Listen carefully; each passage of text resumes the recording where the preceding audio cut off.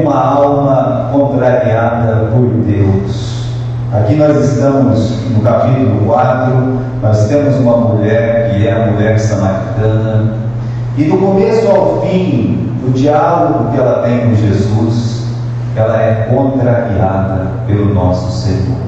Então é sobre isso que nós vamos falar hoje. O que fazer quando nós somos contrariados pelo próprio Deus? É claro que ninguém gosta de ser contrariado. Quem é que gosta de ser contrariado? As pessoas se ofendem com tão pouco, imagine quando são contrariadas. Mas uma coisa é ser contrariado pelo homem, outra coisa é ser contrariado por Deus. Agora, irmãos, se ser contrariado pelo homem não deveria nos ofender tanto, imagine por Deus. Porque quando Deus olha e diz: você está errado, você não está fazendo certo, você poderia pegar esse outro caminho. Então, quando Deus nos contraria, a pergunta que nós vamos tentar responder hoje é justamente essa: o que fazer quando nós somos contrariados por Deus? E fazer missões, falar de contradição, é colocar, meus irmãos, sempre a cabeça à frente. Quando você vai fazer missões ou você vai trabalhar para Deus, você sabe, você vai falar coisas que vai ofender, não tem jeito, né? É a realidade que nós encontramos nas Escrituras. Sabe, quando Jesus nasceu, o Simeão que pegou Jesus ainda bebê, ele disse o seguinte: esse aqui, ele é posto para elevação e para queda de muitas pessoas, e para um sinal de contradição, no sentido que Jesus é a pedra angular, que muitas pessoas tropeçam nessa pedra. Paulo disse lá para os Coríntios: nós estamos proclamando a Cristo crucificado. Que significava, ele mesmo disse, para os judeus é um escândalo, e para os gentios é uma loucura. Ou seja, os judeus não aceitavam a cruz porque se escandalizavam. Os gentios não aceitavam a cruz porque para eles era o quê? Uma loucura. O Evangelho confronta. O Evangelho é para ofender. O Evangelho, ele tem que ofender. Porque a pessoa que não se sente ofendida pelo Evangelho, como ele vai ser convencido pelo Espírito Santo? Imagine, meus irmãos, que quando nós vamos ouvir o Evangelho contraria costumes, o Evangelho contraria doutrinas, o Evangelho ataca os nossos pecados, os mais queridos, os menos queridos. Então, quando você tem coragem de pregar o Evangelho, você está dizendo para as pessoas, você vai falar para as pessoas: você é um pecador. E quem gosta dessa palavra? Você não é só um pecador, você está perdido sem a salvação. Quem é que gosta de ouvir isso? Então o Evangelho, ele sim, ele confronta para dizer para as pessoas que todos são pecadores e eles estão separados da glória de Deus. Romanos 3:23. Dizer que Deus tem um presente para o homem. Qual é o presente? A vida eterna. Eu quero, está certo, todos querem a vida eterna. Mas para ter a vida eterna só tem um caminho, e esse caminho é Jesus. E quando a gente fala que só tem um caminho, e esse caminho é Jesus, você já está brigando com bastante gente. Você já está ofendendo muitas pessoas. E hoje nós vamos estudar a história dessa mulher que ela é contrariada por Jesus. Aqui no capítulo 4, Jesus então ele está no poço, com sede, esperando ali quem? Esperando essa mulher. Então nós podemos dizer que Deus marcou um encontro com essa mulher. Ela teve um encontro com Jesus. Isso é um privilégio. Você tem um encontro com Deus, é um privilégio, um face a face com Deus. Isso é maravilhoso. Então ela teve, meus irmãos, aquele momento de estar junto, perto de Jesus, ouvir a sua voz, E ainda que o encontro teve esse começo tenso, né? Ele pede água, ela estranha, né? Ele diz que tem uma água melhor para ela estranha, Jesus explica, aqui é a água, Jesus ofereceu, ela gostou, queria, depois Jesus tirou um copo, né? Colocava lá, né? Vai lá chamar o seu marido, aí meus irmãos, é outra ofensa, ou seja, essa entrevista, esse diálogo aqui, esse encontro da samaritana com Jesus, não foi um encontro muito simpático, é um encontro tenso. Ela é tensa no que ela diz, e ele também. Ela chega naquele ponto: o senhor não tem corda, o senhor não tem balde, como é que o senhor vai tirar água? O senhor está pensando que o senhor é maior que o nosso pai Jacó, que vendeu desse poço, construiu esse poço, os filhos dele beberam, está achando que é maior que ele. Ou seja, não foi uma conversinha ali de compadre, bom dia, boa tarde, tudo bem? Não, meus irmãos, Jesus, ele confrontou ela. Jesus foi, meus irmãos, ali no profundo da alma dela, para dizer para ela: você está errado, você está errado. O que ela fez quando foi contrariada? É isso que nós vamos estudar nessa noite. Meus irmãos, no Evangelho, ele costuma contrariar uma alma quando essa alma menos imagina, sabe? Você tem aqui uma mulher independente, e parece que está na moda isso hoje, de mulher independente, empoderada e tudo mais, mas essa aqui já era 2.000 anos atrás, meio independente mesmo. Bem, as mulheres costumavam ir buscar água muito cedo, muito tarde. Por quê? Para evitar o sol. E o enduro, mas por quê? Porque há um jeito de se defender. Mulheres na estrada, buscar água, é longe. Então elas iam junto, cantando, voltavam, cantando. Essa não. Essa é solitária. Ela vai no horário que ninguém vai, ela vai no horário mais quente do dia. Meio-dia, ninguém vai buscar água meio-dia. Ela vai. Mas existe um motivo, porque a vida que ela leva não era uma vida convencional. A vida que ela levava era aquela vida, meus irmãos, que todos olhavam para ela e diziam: essa mulher não tem jeito não, essa mulher está empregada. Então ela não quer encontrar ninguém, ela não quer conversar com ninguém, ela não quer ninguém se metendo na vida dela. Por isso ela vai sozinha buscar água meio-dia, naquele horário tão quente. Mas ela nem imagina que tem alguém esperando por ela na beira daquele poço. Tão acostumada, meus irmãos, a ser malvista, maluquista, que ela caminha tranquilamente lá com a sua corda e o seu balde para chegar no poço, jogar. Vocês sabem como é que funciona? Joga lá dentro e puxa, E ela não sabia que Deus tinha marcado um encontro com ela. E de fato, meus irmãos, quando isso acontece, nós não sabemos. Mas Deus tinha marcado mesmo que ela não sabia. Então, capítulo 4, versículo 3, para que você olhe comigo. Jesus, ele deixou a Judéia e ele foi outra vez para a Galiléia, e era necessário passar por Samaria. Bem, eu vim do Paraná. No Paraná, se você não está subindo, você está descendo. Tem que escolher. Você quer subir ou se você quer descer, Quem é do Paraná sabe o que eu estou falando. É morro para tudo quanto é lado. Mas nós que estamos no Paraná, nós estamos acostumados com morros, coberto por um tapete verde, cheio de árvores, bonito. Mas quando você vai para aquela terra lá, quando você vai para Israel, a única coisa que você vê é pedra. Ninguém faria esse caminho que Jesus fez. Primeiro porque é muito morro, é morro um atrás do outro. E eu não estou falando de um morro paranaense, não. É morro, morro mesmo.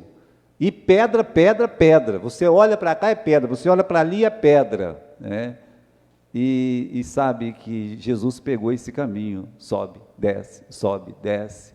Por quê? Porque era preciso. Versículo 4, era preciso passar por lá. Por que era preciso? Porque Deus tinha marcado um encontro com aquela mulher. Deus tinha marcado o encontro. Era preciso Jesus passar por Samaria. Não tinha necessidade nenhuma de passar por lá. Quem vai da Galileia para a Judéia não passa por Samaria. Até hoje não passa por Samaria. Ninguém, nenhum judeu que se preze não passa pela Samaria. Mesmo de carro, eles não passam pela Samaria. Eles vão, meus irmãos, pela Campina do Jordão. Aí é mais longe, é plano e evita de ver pessoas que eles não querem ver. Então é por isso. Deus tem um encontro marcado com cada alma nesta vida. Você nunca esqueça disso. Eu tive meu encontro. Deus marcou um encontro comigo. Eu ainda tinha 12 anos de idade, de 12 para 13 anos. Mas Deus marcou um encontro comigo. Ele falou claramente ao meu ouvido. Ouvi a palavra da verdade. Aquele dia foi o dia que Deus teve um encontro comigo, num culto, domingo à noite. Agora, o de Jacó, o encontro de Deus com Jacó foi dentro de um rio, à meia-noite, e numa grande batalha, lutando com um anjo, mas foi o momento que Deus encontrou com Jacó. Tinha um encontro marcado com Jacó, e Jacó não sabia também. Meus irmãos, Deus teve um encontro marcado com o eunuco não sabia, mas Deus tinha um encontro marcado com ele. Deus mandou o Filipe ir lá e conversar com o eunuco. Jamais que o eunuco esperava que o Filipe estaria lá, mas ele tinha um encontro marcado com Deus. Então, seja, meus irmãos, um Jacó, seja um eunuco, seja essa mulher samaritana, é uma ilustração perfeita para nós, que toda alma, mais dia, menos dia, tem um encontro com Deus. E você vai ter que responder para Deus um dia, do encontro que você teve com Ele, do dia que Ele te contrariou, do dia que Ele disse não para você, como Ele disse não para o eunuco, Ele disse não para Jacó, Ele disse não para a mulher de Samaria, e você vai ter que responder sim para Ele, não é? O que a gente faz quando é contrariado por Deus? Então, meus irmãos, a primeira coisa que Deus contrariou, até é uma coisa boa, né? Mas contrariou aquele sentimento de ninguém existente na samaritana. Um sentimento de ninguém.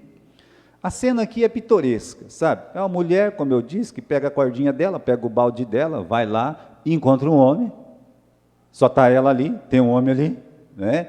Então, ressabiada, assustada, ela faz o quê? Ela vai tirar a água dela, vai lá, tirar a água dela um pouco, né? Viu que era um judeu, né? Já estranhou o fato de um judeu estar ali na beira do poço de um samaritano, mas, irmãos, ressabiada, em silêncio, ela baixa, tira a água. Olha, ela realmente, naquele momento, se você entrasse na vida daquela mulher, se você estivesse no corpo daquela mulher, se você fosse aquela mulher samaritana, você talvez se sentiria um ninguém também, ninguém. Não é só porque os pecados dela pesavam em cima das suas costas, carregava aquele fardo de uma vida derrotada, não é só por isso. É porque tinha um judeu sentado ali. E, irmãos, o judeu, ele era expert, né? O judeu, ele tinha o prazer, ele tinha o dom de rebaixar mulher e samaritano, né? Eles conseguiam fazer isso com muita facilidade. Então, quando ela está ali, ela já vê que é um judeu, pronto, já acaba o dia da pessoa. Já deve ter acontecido isso com você alguma vez. Uma pessoa que você sabe que vai te magoar, que vai te chatear, vai te ofender, você já vê, você já fica chateado. Fala, ei, mas, né? Então ela viu um judeu, e o judeu não gostava de samaritano. O judeu desprezava samaritano, mas os judeus também desprezavam as mulheres. Então ela pensou, pior, eu sou uma mulher e ainda sou uma samaritana, eu estou na pior lista desse homem aí. E aí, irmãos, Jesus, ele vai contrariar aquele sentimento de ninguém. Capítulo 4, versículo 7. Veio uma mulher de Samaria tirar água e Jesus disse, dá-me de beber. Jesus, ele quebra o silêncio com esse pedido.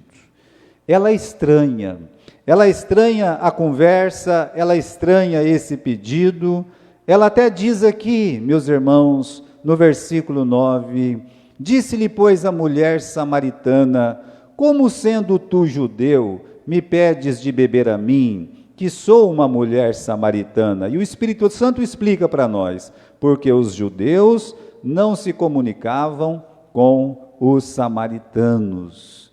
Então, Jesus, ele contraria aquele sentimento de ninguém que ela carregava. Por que ela está sozinha? Quando todas as mulheres estavam juntas, ela estava sozinha. Os pecados dela faziam ela se sentir sozinha, ela não queria ninguém conversar com ninguém. E de repente alguém quer conversar com ela. Ela está ali, sabe, teimando com sua vida pregressa de pecado, e aí Jesus pede alguma coisa para ela. Então, é uma contrariedade na vida dela, ninguém quer conversar com ela também, ela não quer conversar com ninguém, mas ninguém quer conversar com ela, ninguém quer ser amiga dela, porque quem quer ser amiga de uma pessoa tão pecadora? Ninguém quer, não é assim? Essa pessoa não vale nada, não é? Nem fica perto dessa pessoa porque ela não presta. Existe aquele sentimento de ninguém? Então Jesus contrariou aquele sentimento de ninguém existente na samaritana com um simples pedido: dá-me de beber. Jesus tem esse poder de fazer um ninguém se sentir alguém. De um judeu ela só podia esperar o quê? Desaforo. Desaforo, desprezo, né? Ela mesma sabia dos problemas dela, já era desprezada na sua comunidade. Imagine de um rabino judeu, porque Jesus era um rabino judeu. Você, agora que eu estou perdida mesmo na mão desse homem, aí vem esse homem, me pede água, ela estranha. Meus irmãos, Jesus tem esse poder de nos fazer sentir alguém, porque ninguém pode ser excluído do amor de Jesus. Ele não despreza ninguém. Ele não despreza uma pessoa porque a aparência dela não é legal. Sabe que se chegasse alguém aqui na nossa igreja com algum defeito no rosto, sem um olho, com a boca torta toda, ou faltando uma orelha, e entrasse aqui na nossa igreja, eu estou falando de uma deformidade física, dependendo do lugar que ele sentasse, a pessoa ia se assustar e talvez sairia de perto. Sabia que é assim? Que as pessoas são assim?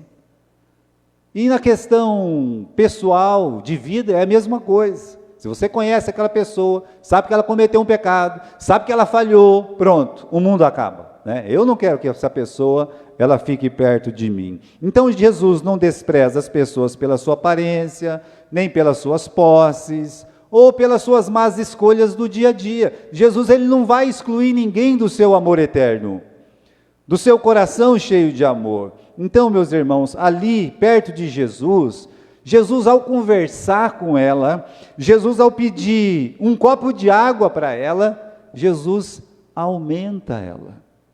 Jesus tira ela do chão. Jesus, ele faz o que ninguém tinha feito. Por quê? Porque Jesus, ele tem esse poder de nos fazer sentir alguém, né?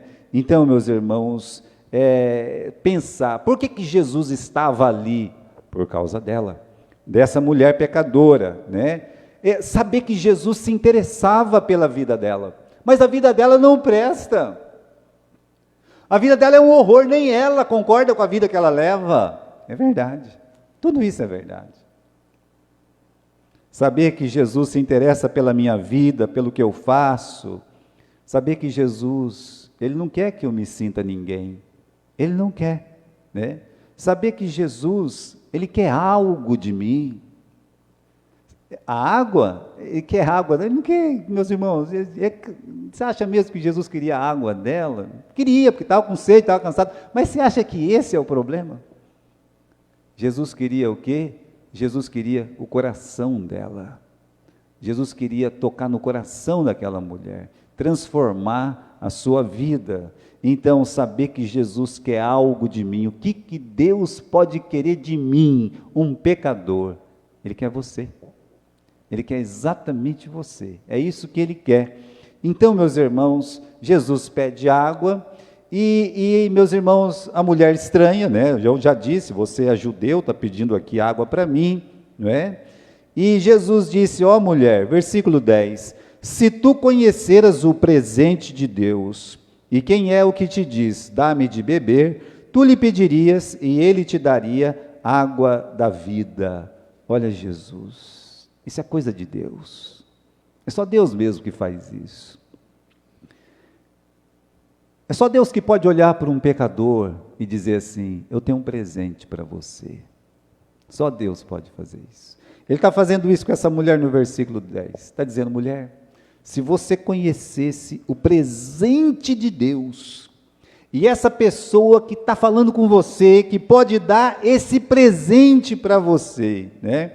Então Jesus, ele quer que ela conheça duas coisas. Primeiro, que Deus tem um presente. Segundo, quem é que pode dar esse presente? Esse versículo tem que ser decorado, porque a gente vai falar muitas vezes dele. Nosso assunto é missões.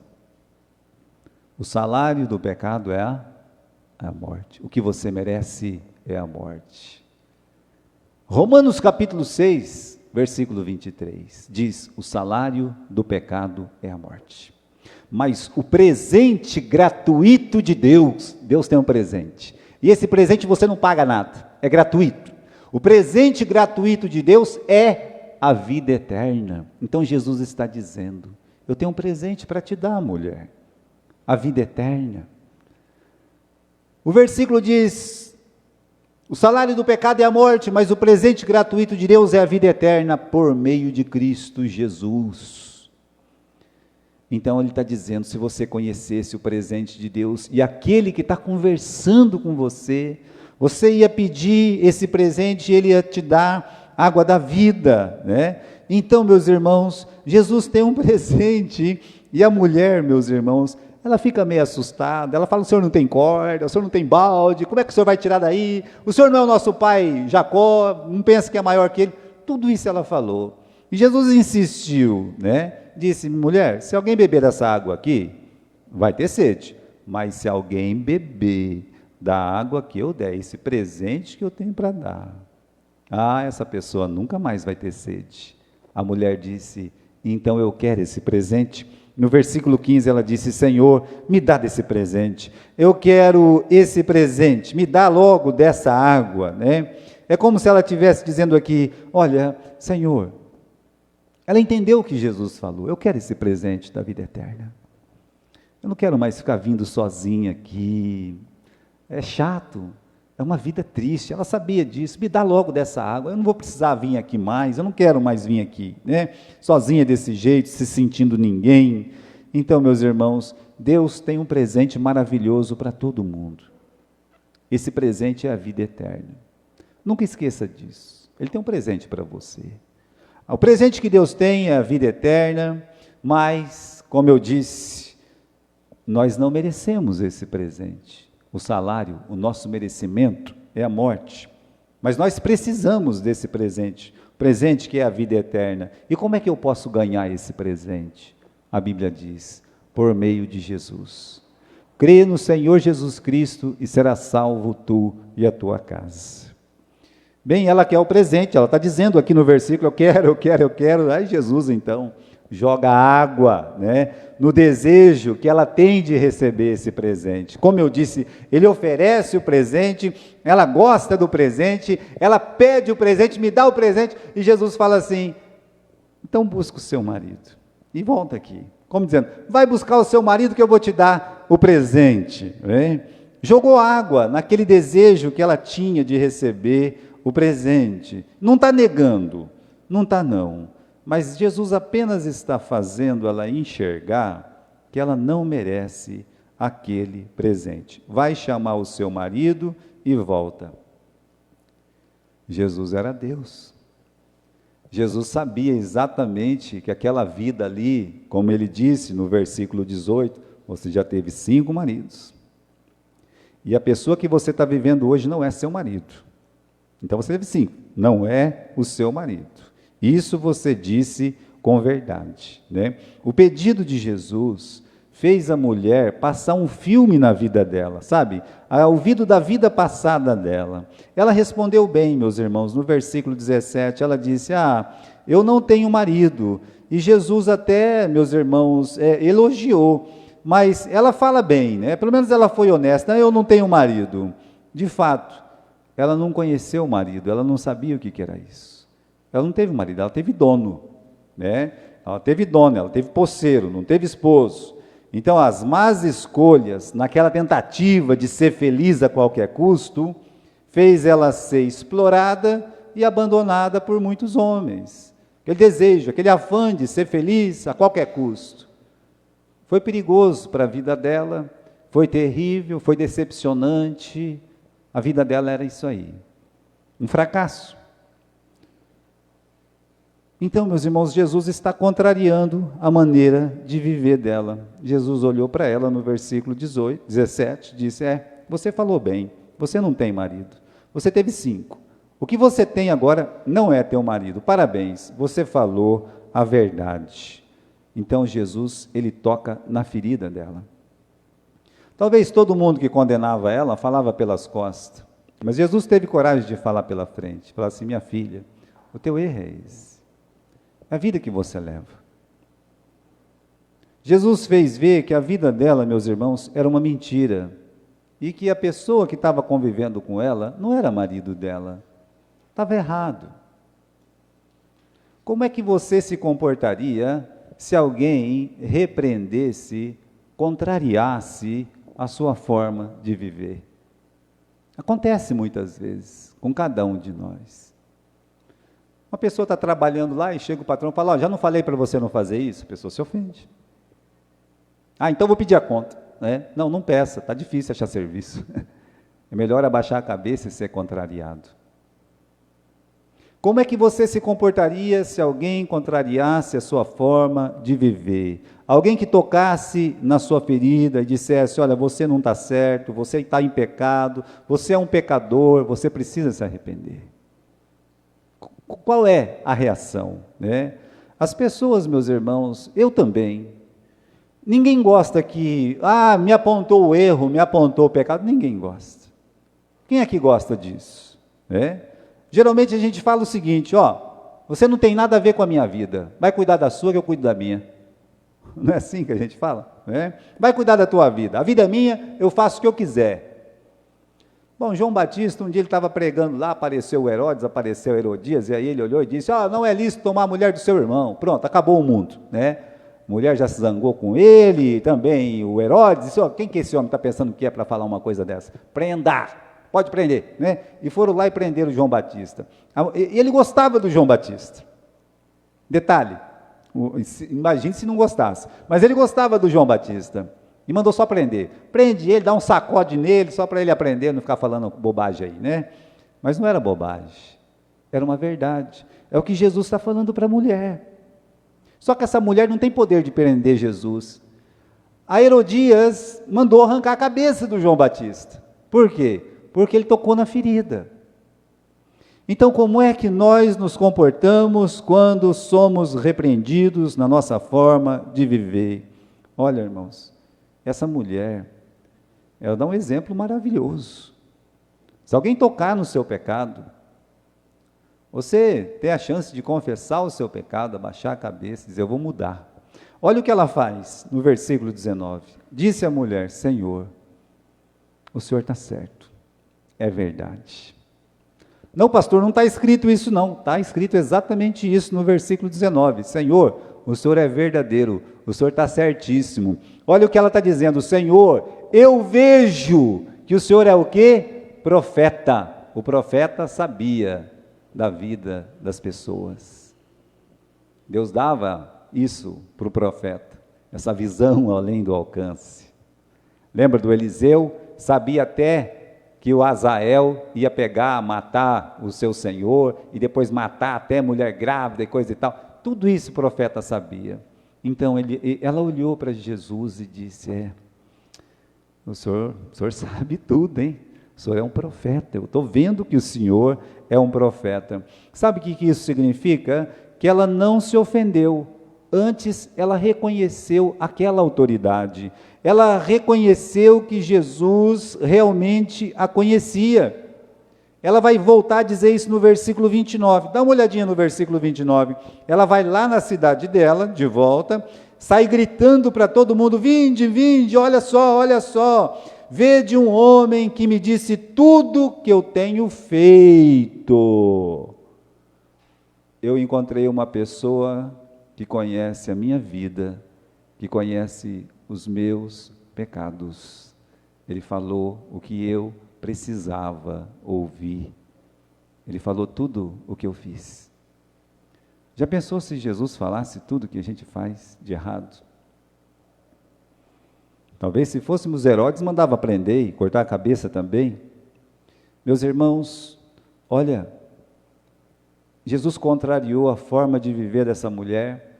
E aí então, meus irmãos, como é prático quando alguém fere a gente? Vamos mudar de assunto? Vamos mudar de assunto. Eu estou vendo que o senhor é profeta, versículo 20. Nossos pais adoraram nesse monte, e vocês estão dizendo que é lá em Jerusalém o lugar onde se deve adorar. O irmão Juvenal, hoje ele leu um salmo, e acredita que eu já li esse salmo mais de uma vez, com certeza. Eu nunca tinha reparado, por exemplo, que nos Salmos aí, nesse Salmo 78, se você abrir lá no finalzinho do Salmo 78,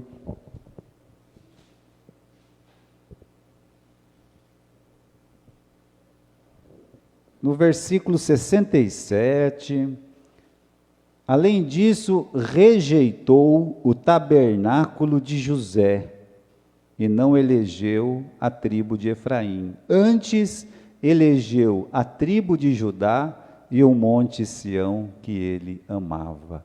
Tem tudo a ver com o que Jesus vai dizer para a mulher. Ela tenta mudar de assunto, ela reconhece a autoridade de Jesus. Agora, meus irmãos, ela fala de fé. E eu digo para você, ela entrou num assunto muito delicado. Falar de fé, falar de religião, é um assunto delicadíssimo. Se quer ofender as pessoas, é falar de fé e falar de religião. A maioria das guerras que existem no mundo tem a ver com fé e com religião. Religião é sempre um assunto polêmico, às vezes é um assunto mortal. E aqui, meus irmãos, ela quer saber onde encontrar Deus para adorar a Deus. Onde? Onde é que eu posso encontrar Deus, ter comunhão com Deus? Ela está dizendo no versículo 20, nossos pais adoraram aqui, nesse monte, no Monte Gerizim. Vocês estão falando que é no Monte Sião, né? Onde é que eu posso me encontrar com Deus? Onde que está a verdade? Jesus, meus irmãos, vai contrariar a religião e a fé dela. Se doeu no coração dela, Jesus contrariar a forma de viver, agora imagine essa questão de fé. Não é fácil. Não é. Jesus contraria a prática espiritual dos samaritanos. Versículo 21. Mulher, crê-me que a hora vem em que nem neste monte, nem em Jerusalém, vocês vão adorar o Pai. Primeiro ele dá uma assoprada. Ele diz, olha, acredite no que eu vou falar. Vai chegar o dia que nem esse monte vai ser importante. E nem o monte de vocês vai ser importante. Ou o nosso monte vai ser importante. Tá? Vai ter o dia que os verdadeiros adoradores adorarão o Pai em espírito e em verdade. É esse tempo que nós vivemos. Você que quer adorar a Deus, adore em espírito e em verdade. Só que tem um porém. Jesus ele vai contrariar a prática espiritual dos samaritanos, que já tinha 700 anos. Veja só, não é pouco, tá? Imagine você estar lá numa religião que já tem tudo isso. Tem tudo isso. A igreja dela tinha 700 anos. É velha, hein? Era mais velha que o farisaísmo. O farisaísmo não tinha 700 anos. É mesmo? É, você vê que a igreja dela era velha. Aliás, está lá até hoje. Até hoje tem o templo samaritano no Monte Gerizim. Você pode ir lá, né? Aí então Jesus ele vai dizer uma coisa aqui no versículo 22, que é para ofender, que é para contrariar. Vós adorais o que não sabeis, nós adoramos o que sabemos, porque a salvação vem dos judeus. Mesmo antiga, era uma prática errada. Mesmo com boas intenções, não tinha valor para Deus. Jesus disse: vocês nem sabem o que vocês estão fazendo.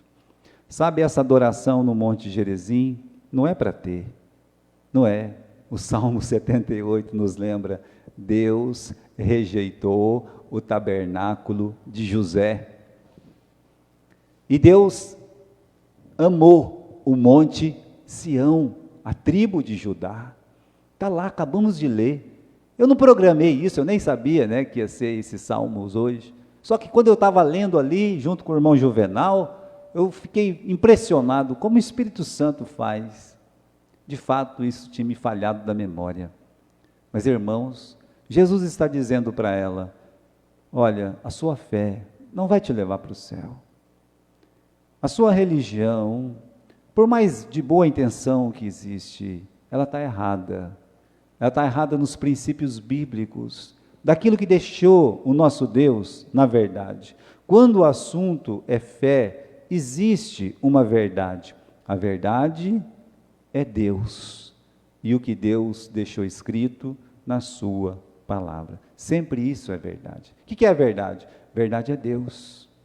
E aquilo que ele deixou escrito na sua palavra, na Bíblia. Então Jesus ele tinha uma referência. A referência é que foi ordenado para os judeus. A salvação vem dos judeus. Olha o final do versículo 22. Porque a salvação vem dos judeus. Aí eu não aceito isso. Não é uma questão da gente aceitar ou não aceitar. Você pode não aceitar, vai continuar sendo verdade. E se você aceita o que não é verdade, nunca vai virar verdade. Vai ser sempre uma mentira, porque é uma mentira. Então, aquela adoração samaritana era uma mentira. Estava errada. E Jesus disse: vocês estão adorando uma coisa que não existe, tá? Vós adorais o que não sabeis, ou seja, não existe na Bíblia, não existe na palavra. Nós adoramos o que sabemos, ou seja, existe na palavra, existe na Bíblia, existe. O que as pessoas fazem quando elas são contrariadas na sua fé? A gente sabe como as pessoas se ofendem. Lembra dos fariseus? Apedrejando o apóstolo Paulo. Lembra dos fariseus apedrejando o Estevão? Lembra dos fariseus condenando Jesus junto com os saduceus, levando Jesus à prisão, da prisão à cruz? E qual era o motivo? Foram contrariados. Jesus os contrariou. Jesus disse: eu sou o caminho, a verdade e a vida. Ninguém vem ao Pai senão por mim. Eles não aceitaram. Só Jesus? Não. Jesus é Deus? Não. Então eles não aceitaram e crucificaram o santo. Então, meus irmãos, a religião samaritana estava longe da verdadeira adoração.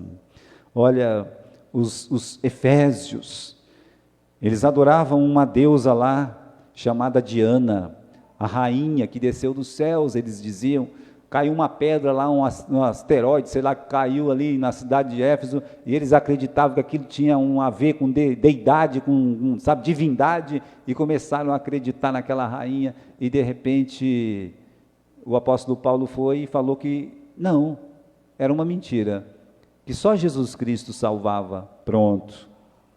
Teve um tal de Demétrio que fez uma rebelião, um ato de desagrado, e foi lá na praça e começou a gritar: grande é a Diana dos Efésios, grande é a Diana dos Efésios. Atos capítulo 19, conta essa passagem. E por pouco, Paulo não foi morto ali. Mas onde é que estava a verdade? Na idolatria dos Efésios ou na mensagem da cruz proclamada pelo apóstolo Paulo.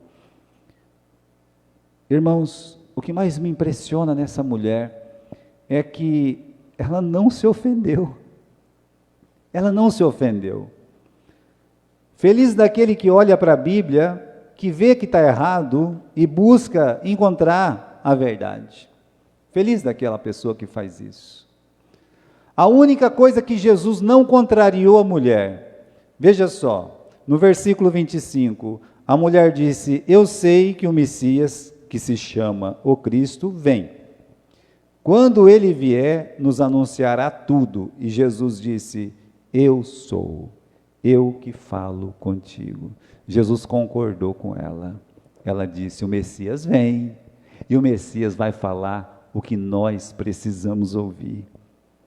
Aí não teve contradição, aí ela não foi confrontada, Jesus concordou, Jesus disse: é verdade, no versículo 26, sou eu, sou eu que falo contigo. Jesus concorda com ela, Jesus está dizendo para ela: minha filha, o que você acabou de dizer é a mais pura verdade, eu sou o Messias, estou aqui para dizer para você o que você precisa fazer.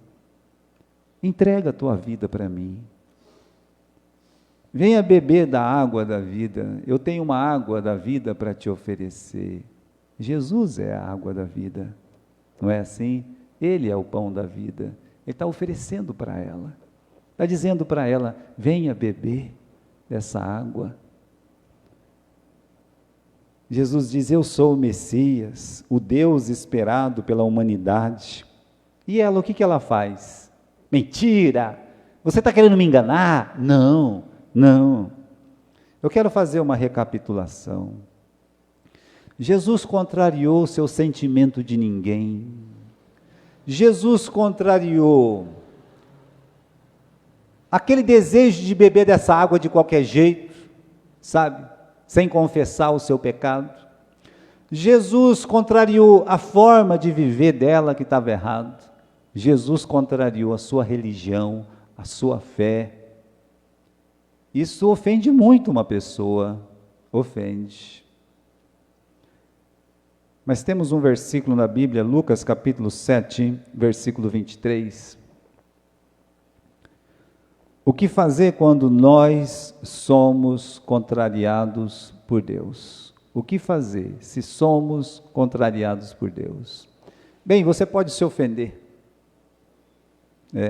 Você pode se ofender, você pode dizer: é a última vez que eu vou ouvir esse homem. Ela podia dizer isso.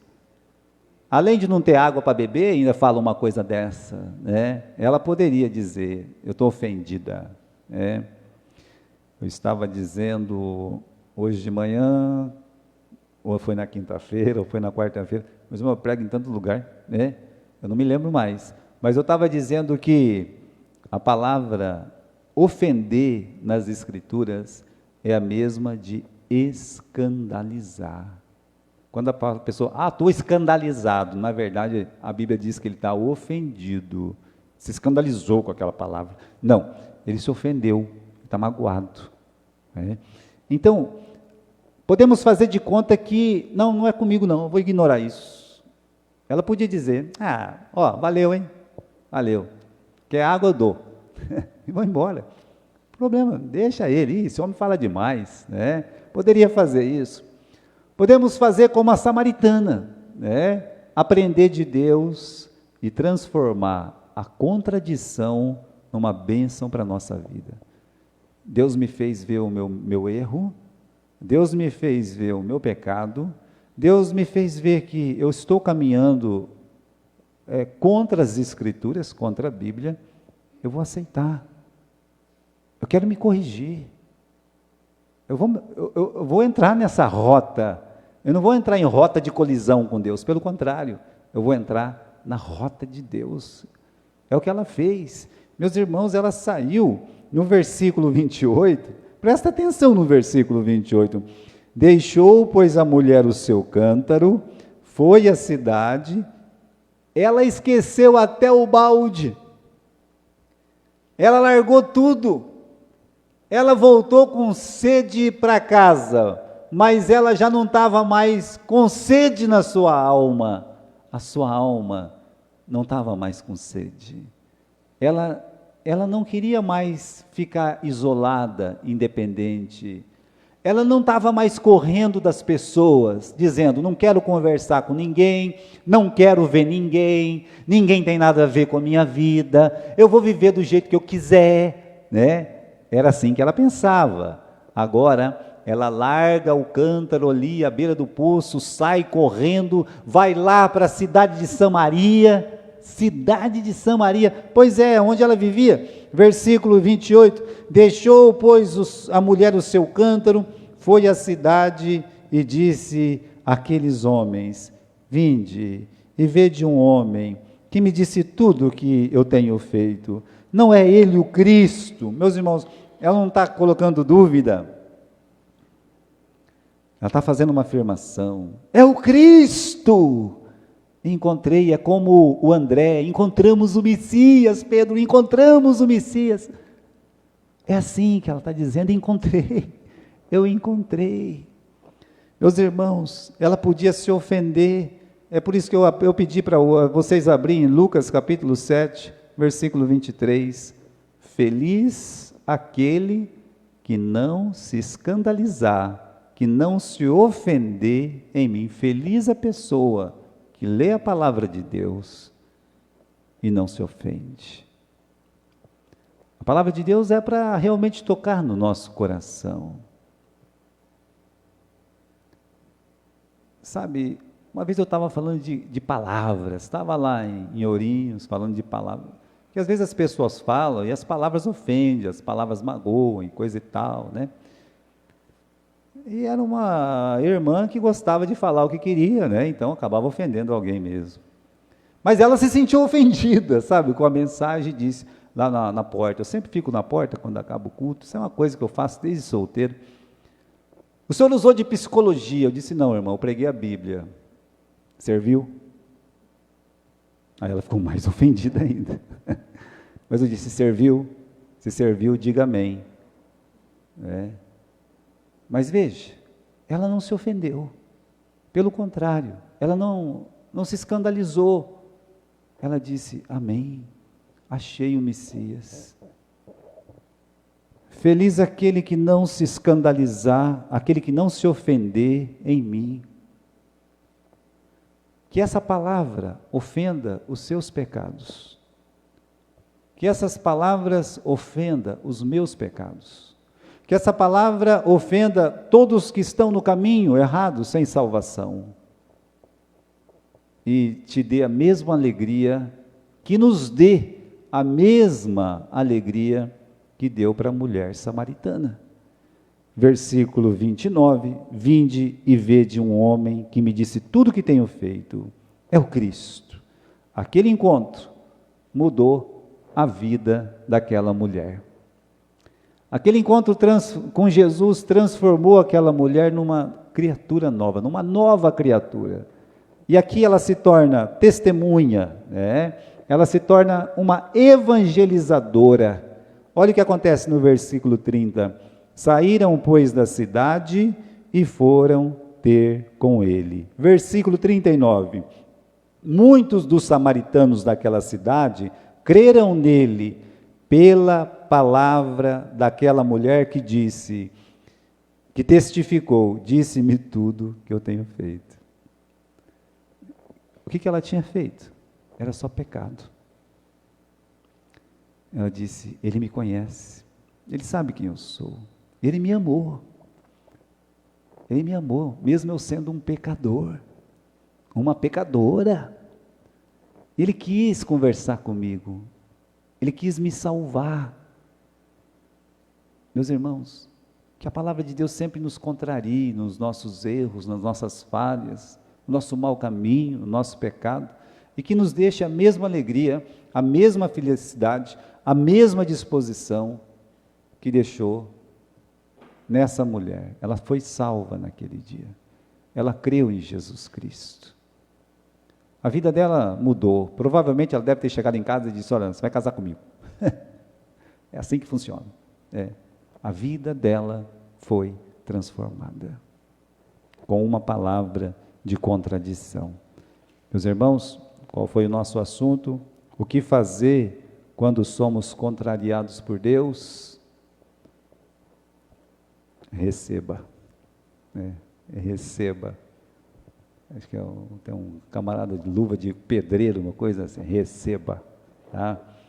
Receba essa palavra que é muito importante para a minha vida, é importante para a sua vida também.